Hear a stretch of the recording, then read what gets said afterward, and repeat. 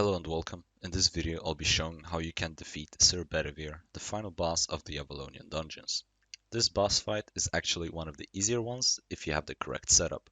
There are other ways you might attempt to kill this boss, but from my experience this is the best strategy. First, I'll explain the mechanics, then I'll talk about some useful swaps, and then the easy peasy lemon squeezy strategy that follows from having those swaps. Let's go over the mechanics first. The first thing you'll notice is that this guy's auto attacks are very wide, so the tank needs to face the boss away from the party at all times. I highly suggest high aggro stealing users like one-handed daggers to relax for a moment at the start as to not have the boss two-shotting everyone. Wait for the tank to generate some threat. Throughout the whole boss fight, the boss will keep applying stacks of Faith of the Unworthy to anyone close to him. This debuff will make it so you take X amount of damage every 2 seconds, and obviously scales with the amount of stacks you have. Luckily, you can cleanse all of the stacks by taking a few seconds to walk away from the boss. Also, it just so happens that you can cleanse all of your stacks with a guarding helmet. Okay, second mechanic he does is the spinning swords. Basically, you'll see a red circle indicator that will appear on the ground, and then you'll see swords spinning. They'll spin, slow down, and when they stop, they will shoot outwards and knock down anyone hit. During the second phase, the amount of swords will increase, making it harder to not get hit by them when they shoot outwards. That's all there is to the first phase. But when the boss reaches 50% HP, he will enter the second phase. He will put up a blue wall thing, and if you go inside, you will keep taking a bunch of damage. Also, he will heal back up to full HP, and the second phase will start. During the second phase, he will keep applying Faith of the Unworthy debuff, so you still need to make sure you're cleansing those stacks. As I mentioned earlier, the amount of swords from the spinny circle will increase, and he will gain 2 more mechanics. One of these is the reflective shield he puts up, and if you'll deal damage to him while inside the red zones, the boss will reflect a shit ton of damage back at you. The final mechanic is the beam thing he does. Grasp of the Undying is the name of the ability, and what happens is essentially the boss gets mad at someone and will stun lock them while dealing a lot of damage. Toy with forces you cannot understand. He will always face towards the target he's gonna beam, so you can prepare for it slightly. And that's all for the mechanics. You have the stacks, you have the spinny swords, you have the reflective shield, and you have the beam. The setup I suggest for this boss includes bringing guarding helmets. What our raid group does is the tank brings a guarding helmet swap for the final boss, and so does one of the healers to make it easier for them. If we have a lot of melee DPS like one-handed daggers, then our off tank also brings one for those. So we have the tank facing the boss away from the rest of the group, and what I like to do is mark the guardian helmets for the healer group and for the melee group if there is one, because guardian helmet only works for up to 5 people, so you can decide for that in your own party who will be in which group. The ranged DPS don't have to walk as far to reset the class, so you don't really need to bring one.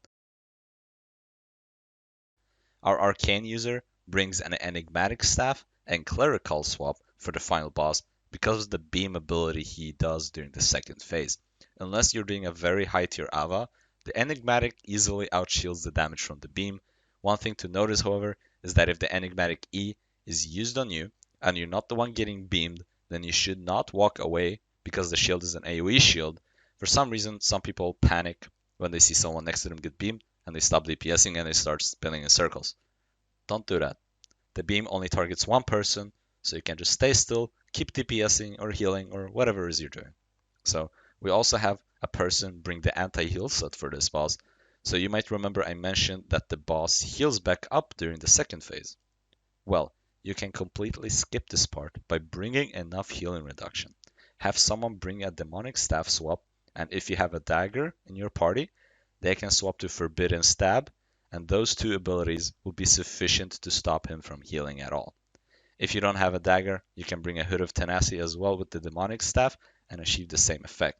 Either way, you will skip a big chunk of the fight. Note, this works currently as of the time of me making the video, and this might be changed. You never know with SBI.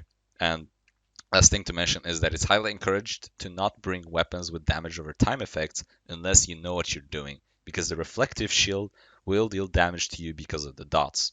So weapons like Fire and Cursed are definitely possible to use, but you need to know what you're doing.